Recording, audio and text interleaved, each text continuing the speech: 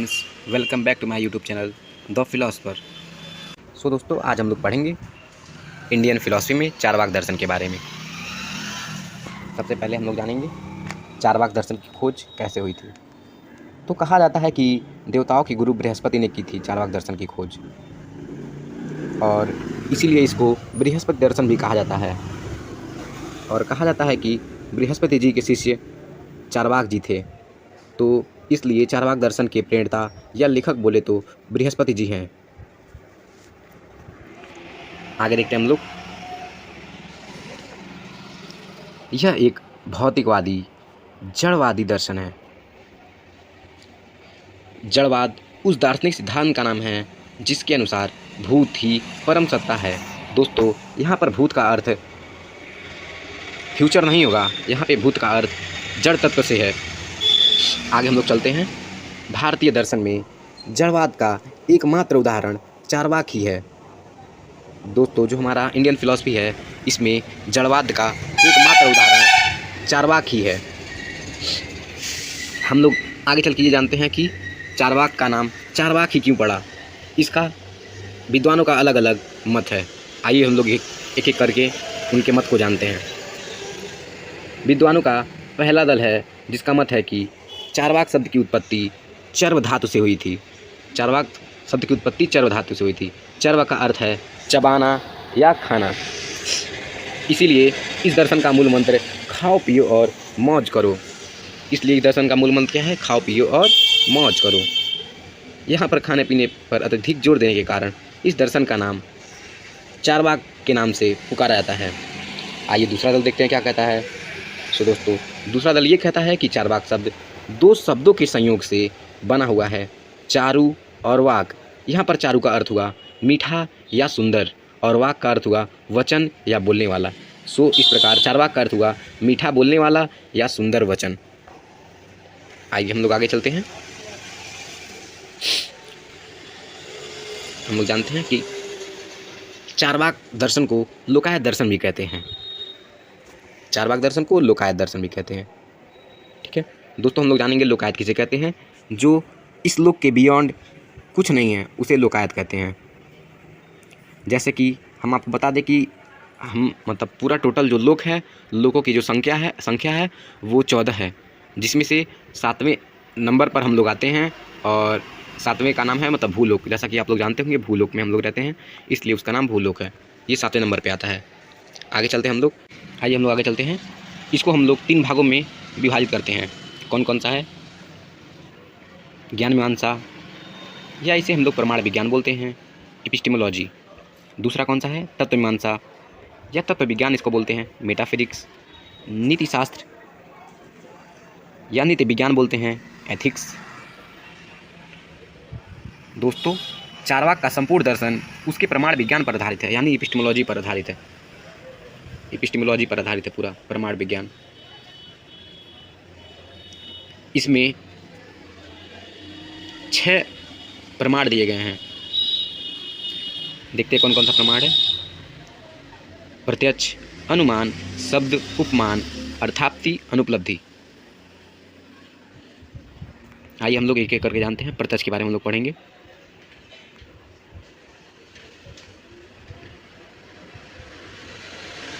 प्रत्यक्ष के बारे में हम लोग पढ़ेंगे।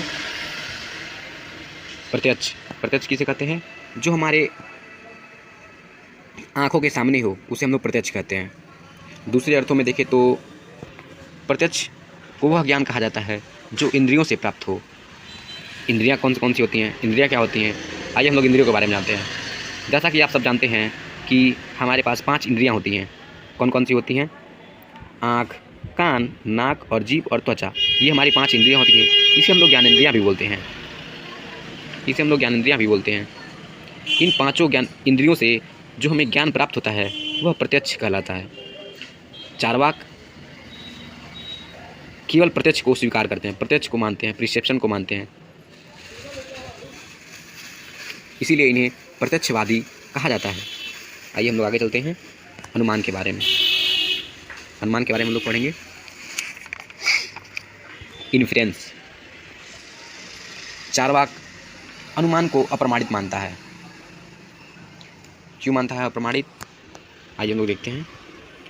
जैसा कि हम लोग जानते हैं कि अनु प्लस मान, अनुमान, अनु का अर्थ है पश्चात और मान का अर्थ है ज्ञान।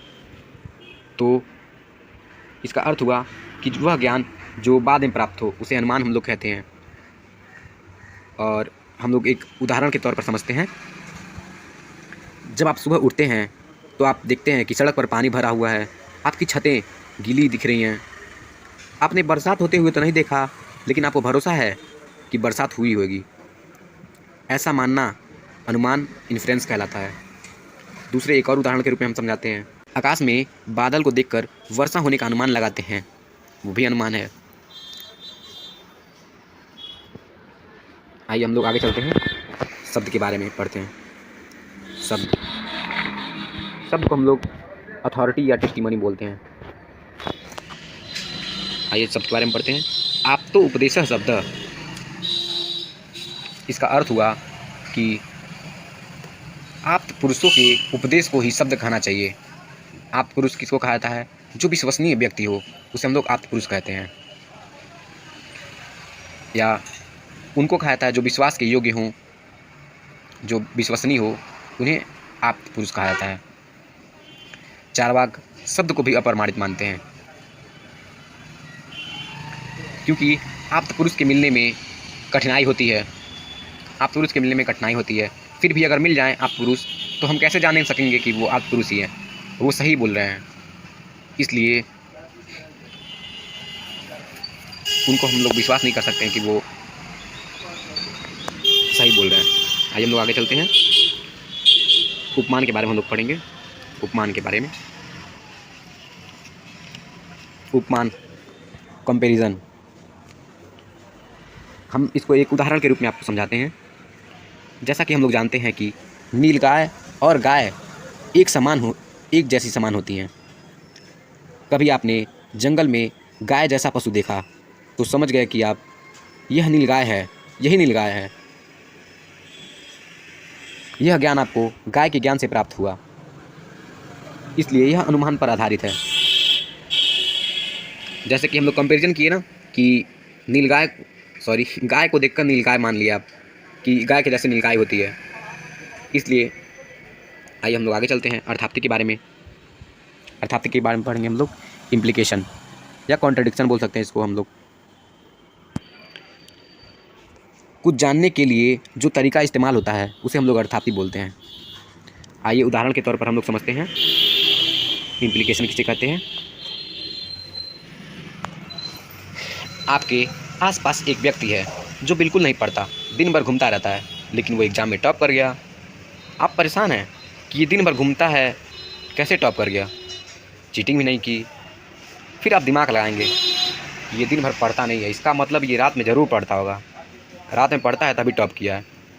वही बात, तो हमें अनुमान लगा लेना चाहिए कि वो अर्थाप्ति है, क्योंकि वो जब दिन में नहीं पढ़ रहा होगा तभी ना वो रात में पढ़ा होगा, तभी ना टॉप करेगा। यह अर्थाप्ति है। आगे हम लोग पढ़ेंगे अनुपलब्धि के बारे में। अनुपलब्धि क्या होता है? नॉट एग्जिस्टेंस, नाम से ही आपको पता चल रहा है, नॉन एग्जिस्टेंस। आइए हम लोग उदाहरण के तौर पर समझते हैं इसको। किसी चीज़ के नहीं होने को जानना ही अनुपलब्धि कहलाता है। जैसे इस कमरे में कौन कौन है, हम प्रत्यक्ष के रूप में जानते हैं। इस कमरे में जो जो रहेगा हमें दिखेगा, वो हमारे प्रत्यक्ष होगा, आँख के सामने होगा, तो उसे हम लोग प्रत्यक्ष बोलेंगे। और जो इस कमरे में नहीं है उसको हम लोग कैसे जानेंगे? उसको हम लोग जानेंगे कि अनुपलब्धि, वो अनुपलब्धि है। आइए हम लोग आगे चलते हैं तत्वमीमांसा के बारे में। इसमें 3 होते हैं, ईश्वर, आत्मा, जगत।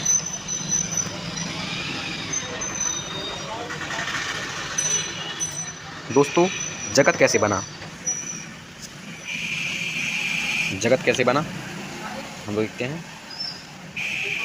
जगत, भारतीय दार्शनिकों ने जगत को 5 महाभूतों से निर्मित किया है। 5 महाभूत कौन कौन से होते हैं? पृथ्वी, जल, अग्नि, वायु, गगन ये पंच महाभूत हैं।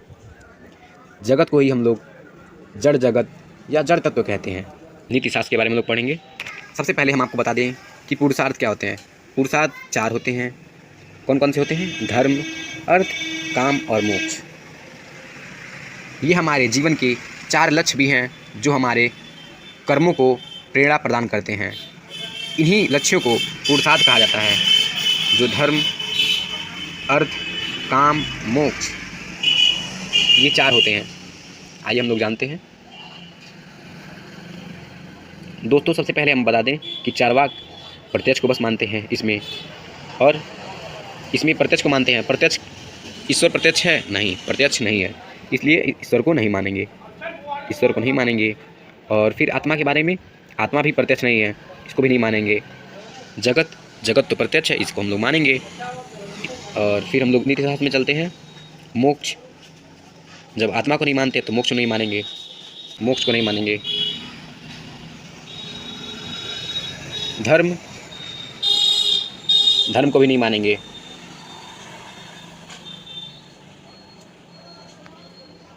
अर्थ, अर्थ मीन्स वेल्थ या पैसा, पैसा को मानेंगे, क्योंकि ये बोलते हैं खाओ पियो और मौज करो, मीन्स पैसे से मतलब है इनको, तो मानते हैं इनको।